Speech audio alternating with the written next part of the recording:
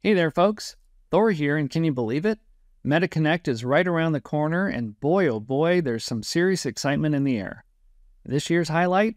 Well, it's none other than the long-awaited Quest 3.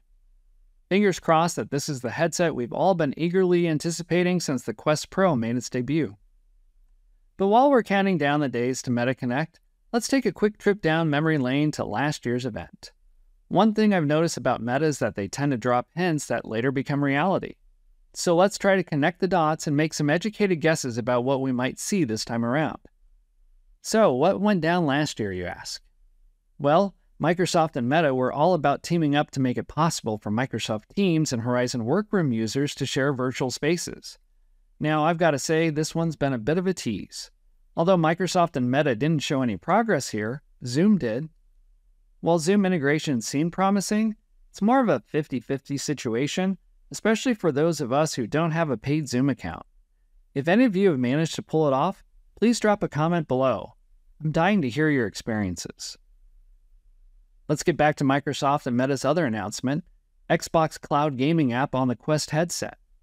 Great beta footage was shown that made it look promising, and it was only a matter of time for it to be released. Any bets that this will happen this year?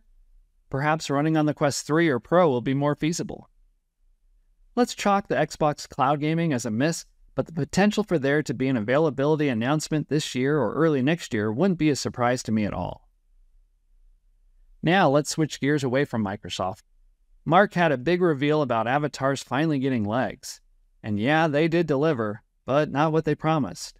Those avatar legs have a rather awkward shuffle to them, not to mention they disappear when you look down. Still, it's a step in the right direction, even though not every developer has jumped on board just yet, given that they are just getting their hands on this feature. Speaking of avatars, Mark talked about Meta's approach, focusing on expression, social interaction, creation, and commerce. Expression-wise, the Quest Pro's ability to project facial cues seemed to work pretty well. On the highly experimental side, Mark talked about their full-body codec avatars and instant codec face avatars. The full-body codec avatars have been getting lots of attention over the years, so we're likely to get another update this year, but that's about it. I think this will be similar to the instant codec face avatars, but being that they're less computationally intensive, it wouldn't surprise me to see more progress considering the Quest 3 will have the latest Qualcomm chipset. As for the Quest 2, it's still got some juice left. Updates are still being made, and the Meta team will surely talk about their achievements in getting more out of the chipset. I don't think we'll ever see these more advanced avatars be deployed to the Quest 2, but maybe Meta will have a trick or two up its sleeve.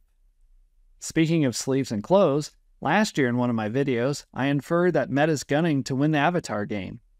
They're going to do this by finding ways for you to buy in through personalization. Along with legs making their premiere, Meta also finally opened up their avatar store where you can now buy clothes and accessories for them. Once you're in, it'll be tough to leave. It's a bit like headsets too. While there have been some intriguing devices out there, nothing's compelling enough to pull me away from the Meta ecosystem just yet. So those were the big hits from last year. Now, what do you think will be in the cards for this year's MetaConnect? Are you planning to attend through your headset or tune in from elsewhere? If you haven't done so already, please subscribe and give us a like. Thanks for tuning in, folks. Rick and I are all set to attend, and you can expect our reactions right here. And hey, if you spot us at MetaConnect, don't be shy. Give us a shout.